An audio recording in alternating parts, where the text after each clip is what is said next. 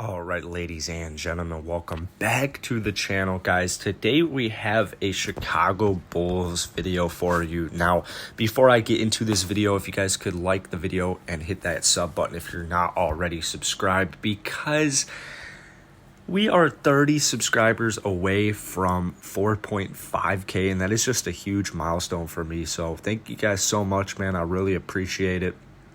I appreciate all the love. Now, we're going to talk about the Houston Rockets John Wall contract because he is owed $44.3 million for the upcoming season, and then he is owed $47.3 million with a player option for 2022-2023. Now, he will be one of the most compensated players easily in the next 2 years.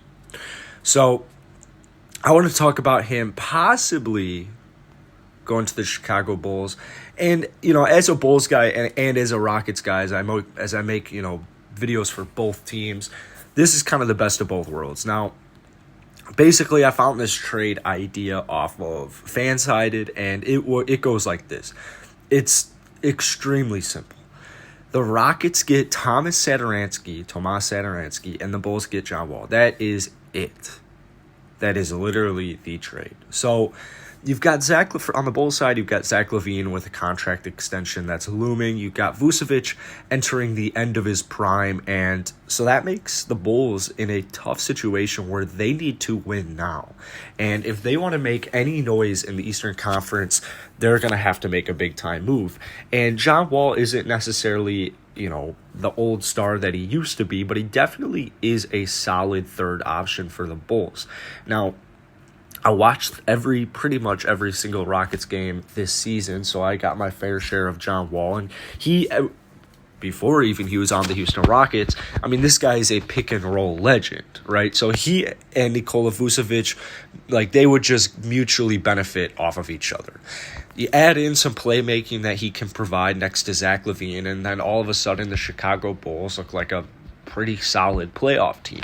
On the other hand, the Rockets get Tomas Satoransky for 1 year at $10 million to just make the salaries work. Now, from the Bulls side, I'm still not too sold on this because you are getting a guy with $90+ million guaranteed for the next 2 seasons, and you're only giving up Tomas Satoransky on a 1-year deal. That's good and bad for the Bulls. We'll talk about that a little later in the video, but Satoransky, capable backup guard who doesn't really have a problem being a reserve, so he would fit the Houston Rockets for the next year. Maybe he would try and get bought out, I'm not quite sure, but this is why the Bulls might not get a first-round pick. If they're trading for John Wall, then they are completely out of options. So most of my Bulls videos I talk about, I'm saying, I want Lonzo Ball. I'd take Mike Conley. I'd take Kyle Lowry. I'd even take Dennis Schroeder. I know that's not a good take for a lot of you guys. I would love Spencer Dinwiddie, right? So there are so many other point guards on the market. And so the team that actually makes a trade for John Wall is going to be extremely desperate. And the Chicago Bulls are a pretty desperate playoff team right now, or future playoff team, right? They are trying to put all of their chips in to make a playoff push, and they missed it entirely. And if they miss it one more time, if they miss it again, I don't even want to think about the consequences. Now, the good news is the play-in game is most likely, Adam Silver announced that the play-in game is most likely going to come back this next season. So that's good for both the Houston Rockets and the Chicago Bulls. So let's actually talk about a little bit more in depth about John Wall coming to the Bulls, because I think he got a bad rap this season just because, he missed half the games. He only played in 40 games this season, but he shot pretty well, 20.6 points per game, 3.2 rebounds per game, and then 6.9 assists.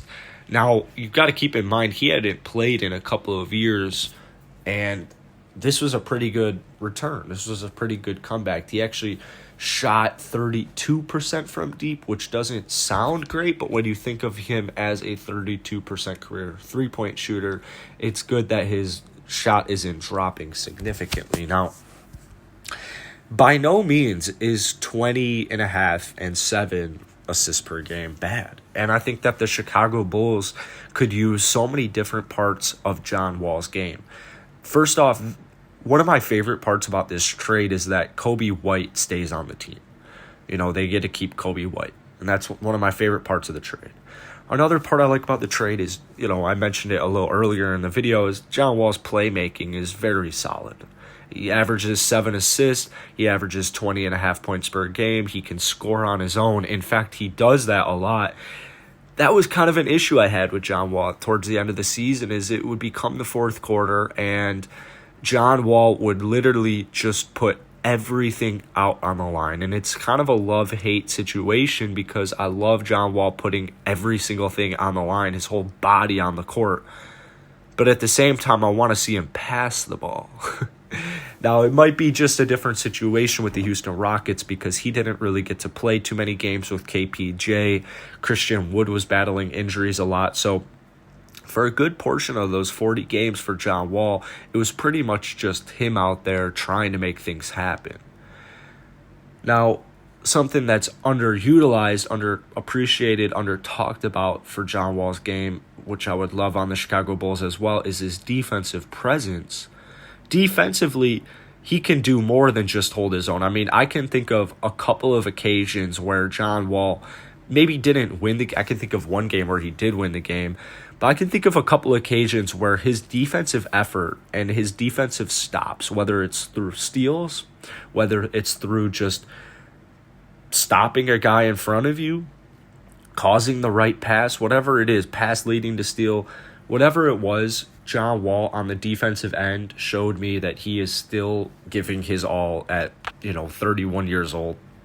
He still wants to win. He's still going to do everything he can do to win these games. So he is only 30 years old. And the thing about this is he would only have to... I don't see a world where John Wall doesn't accept his $47.3 million player option, because it's a $47.3 million player option. So the Bulls are only stuck with John Wall for the next 2 seasons. It would be a big issue if they try to run with this squad this year. It ends horribly, and then John Wall is like, yep, I'll come back. Then the Bulls either have to buy him out, try to figure out a trade where they just get little to almost no value. But the biggest kicker is just the cap space in the offseason if this were to actually not work out. So anyways, guys, that's going to be it for today. If you enjoyed it, hit that like button, hit that sub button. Let me know your thoughts on this possible scenario of John Wall coming to the Chicago Bulls. As a Bulls guy, it's not my first bet, but if this was worst case situation, it wouldn't be the end of the world.